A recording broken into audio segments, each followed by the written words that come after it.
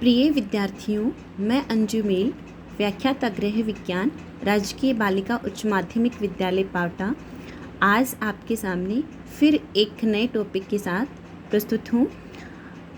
ये जो टॉपिक है ये विद्यालयी छात्राएं जो गृह विज्ञान विषय पढ़ती हैं उनके अलावा प्रतियोगिता दे रहे प्रतियोगियों के लिए भी महत्वपूर्ण साबित होगा। हमारे बहुत सारे पोषक तत्वों में से एक महत्वपूर्ण पोषक तत्व विटामिन, जिसको रक्षात्मक खाद्य पदार्थ भी कहा जाता है, ये हमारे शरीर में होने वाली बहुत सारी बीमारियों से बचाव करता है, हमें ऊर्जा प्रदान नहीं करता है। अगर हम टॉपिक की शुरुआत करें तो इसका नामकरण सी फंक के द्वारा किया गया था। कई बार प्रतियोगी परीक्षाओं में पूछ लिया जाता है कि विटामिन का नामकरण किस के द्वारा किया गया, तो आंसर होगा सी फंक। विटामिन को हम दो भागों में बांटते हैं, जल में विलय विटामिन और वसा में विलय विटामिन। जो जल में विलय विटामिन हैं ये जल में घुल कर के और हमारे शरीर में अवशोषित होते हैं, ये हमारे शरीर में संचित नहीं होते हैं। जल में विलय विटामिन सिर्फ दो हैं, विटामिन बी और विटामिन सी। वसा में घुलनशील विटामिन जो हैं वो हैं vitamin A, vitamin D, vitamin E और विटामिन के। ये हमारे शरीर में वसा में घुल करके और अब्जॉर्ब होते हैं और ये यकृत में संचित रहते हैं। हम पहले जल में विलय विटामिन के बारे में देखेंगे। विटामिन सी का रासायनिक नाम जो है वो है एस्कॉर्बिक अम्ल। कई बार प्रतियोगी परीक्षाओं में पूछ लिया जाता है कि एस्कॉर्बिक अम्ल निम्न में से किस विटामिन को कहा जाता है, तो चार ऑप्शंस होंगे जिनमें हमें विटामिन सी करना है। इसके कमी से स्कर्वी रोग हो जाता है।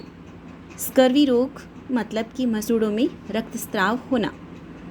इसके जो स्रोत हैं वो खट्टे पदार्थ हैं, जैसे आंवला, नींबू, अमरूद। ये प्राणिज खाद्य पदार्थों में ना के बराबर पाया जाता है या बिल्कुल नहीं पाया जाता, जैसे अंडे और दूध। विटामिन सी को गर्म करने पर ये नष्ट हो जाता है। ये पानी में घुलनशील है, इसलिए हमें इसका उपयोग डेली ही करना होता है।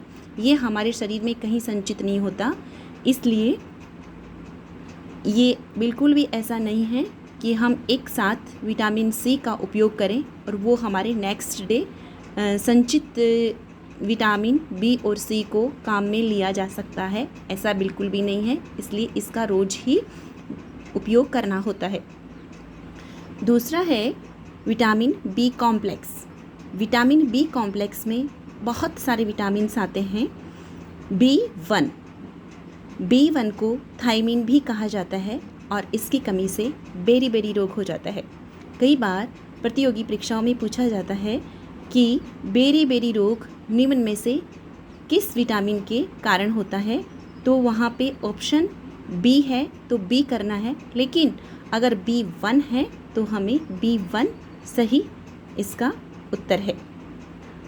B2 का दूसरा नाम राइबोफ्लेविन है। राइबोफ्लेविन की कमी से चिलोसिस नामक बीमारी हो जाती है, जिसमें होठों के किनारे फट जाते हैं और मुंह में छाले हो जाते हैं। विटामिन B3 का रासायनिक नाम नियासिन है और इसकी कमी से पेलेग्रा रोग हो जाता है। पेलेग्रा रोग को 4D डिजीज़ भी कहा जाता है। 4D डिजीज़ का मतलब है कि डायरिया, डिमेंशिया, डर्मेटाइटिस और लास्ट में डेथ। विटामिन B6, इसका रासायनिक नाम पायरिडॉक्सिन भी है। इसकी कमी से एनीमिया रोग हो जाता है, यानी कि खून की कमी हो जाती है। विटामिन B12 का रासायनिक नाम साइनोकोबाल एमीन है। इसकी कमी से पर्निशियस एनीमिया हो जाता है। और ये सारे विटामिन्स जो हैं बी कॉम्प्लेक्स, इनका स्रोत जो होता है वो छिलके युक्त अनाजों में ये अधिकतर पाया जाता है। अब हम देखेंगे वसा में विलय विटामिन। वसा में विलय विटामिन जो हैं ये वसा में घुल कर के ही और हमारे शरीर में अब्जॉर्ब होते हैं, इसलिए इन विटामिनों के साथ हमें वसा का उपयोग भी करना होता है। कई बार हम ये सारे विटामिन खा रहे होते हैं, ले रहे होते हैं, लेकिन इनके कमी से होने वाले जो रोग हैं वो हमारे शरीर में देखे जाते हैं। इसका कारण ये होता है कि हम वसा का उपयोग बिल्कुल भी नहीं कर रहे हैं। तो ये किस में काम करेंगे, यानी ये वसा में घुलनशील विटामिन है, इसलिए इनके साथ हमें फैट भी खाना आवश्यक होता है। जैसे कि विटामिन ए। विटामिन ए का रासायनिक नाम रेटिनॉल है। इसकी कमी से रतौंधी रोग हो जाता है, ज़ीरोफ्थैलेमिया रोग हो जाता है। इसके स्रोत पीले खाद्य पदार्थ जैसे गाजर है, पपीता है, इनमें पाया जाता है। इसको संक्रमण रोधी विटामिन भी कहा जाता है। कई बार प्रतियोगी परीक्षाओं में पूछ लिया जाता है कि निम्न में से संक्रमण रोधी विटामिन कौन सा है, तो आंसर होगा विटामिन ए। दूसरा वसा में विलयशील जो विटामिन है वो है विटामिन डी। विटामिन डी को कैल्सीफिरोल कहा जाता है। इसका रासायनिक नाम कैल्सीफिरोल है। इसकी कमी से बच्चों में रिकेट्स रोग हो जाता है, वयस्कों में ऑस्टियोमलेशिया हो जाता है और वृद्धों में ऑस्टियोपोरोसिस हो जाता है, यानी कि हड्डियां जो हैं वो कमज़ोर हो जाती हैं और टेढ़ी हो जाती हैं। बच्चों को चलने में प्रॉब्लम आती है। वयस्क जो हैं उनकी हड्डियां ऑस्टियोमलेशिया, ऑस्टियो यानी सॉफ्ट होना, ऑस्टियो यानी हड्डियाँ और मलेशिया यानी सॉफ्ट होना, ऑस्टियोमलेशिया यानी हड्डियों का सॉफ्ट होना। और वृद्धों में ऑस्टियोपोरोसिस हो जाता है। ऑस्टियो यानी बोन्स और पोरोसिस यानी छेद होना, यानी कि हड्डियों में छेद हो जाता है। इनके स्रोत जो हैं वो सबसे ज़्यादा मछली का तेल या सूर्य की प्रकाश या सूर्य की किरणों में पाया जाता है। हम अक्सर ये देखते हैं कि विटामिन डी का अच्छा स्रोत सूर्य की किरणें हैं, जबकि ये सूर्य की किरणों में नहीं बल्कि ये हमारी त्वचा की निचली परत में होता है प्रो विटामिन डी के रूप में। जैसे ही यूवी रेज जो हैं वो हमारी स्किन पे गिरती हैं तो ये विटामिन डी में कन्वर्ट हो जाती हैं, यानी कि प्रो विटामिन डी में कन्वर्ट हो जाता है और ये हमें इस तरह से हमें हमारे शरीर को विटामिन डी प्राप्त होता है। तीसरा है विटामिन ई। विटामिन ई का रासायनिक नाम टोकोफेरॉल है। इसकी कमी से अनफर्टिलिटी, नपुंसकता हो जाती है। इसके स्रोत जो हैं वो हैं ऑयल सीड्स जैसे बादाम, अरंडी, मूंगफली का तेल।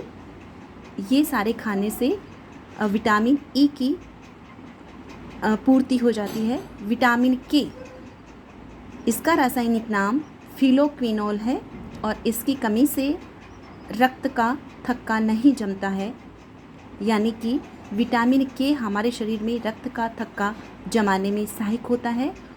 और अगर विटामिन के की हमारे शरीर में कमी है तो अविरल रक्त बहता रहेगा। कुछ महत्वपूर्ण फैक्ट्स जो कि विटामिन से रिलेटेड हैं। विटामिन सी गर्म करने पे नष्ट हो जाता है। दूध में विटामिन सी नहीं पाया जाता है, लेकिन माँ के दूध में थोड़ी मात्रा में विटामिन सी पाया जाता है। विटामिन ए को संक्रमण रोधी विटामिन भी कहते हैं। कई बार प्रतियोगी परीक्षाओं में पूछा गया है कि सौंदर्य विटामिन किसको कहा जाता है, तो सौंदर्यात्मक जो विटामिन है वो है विटामिन ई। अनाज के छिलकों में विटामिन B1 पाया जाता है, लेकिन जो चावल जिन पे पॉलिश है उनमें ये अनुपस्थित रहता है। इस प्रकार हमने विटामिन जो टॉपिक है उसको समराइज़ करने की कोशिश की है। इसमें सारी महत्वपूर्ण बातें जो हैं वो आ चुकी हैं। इसकी एक एक लाइन बहुत महत्वपूर्ण है।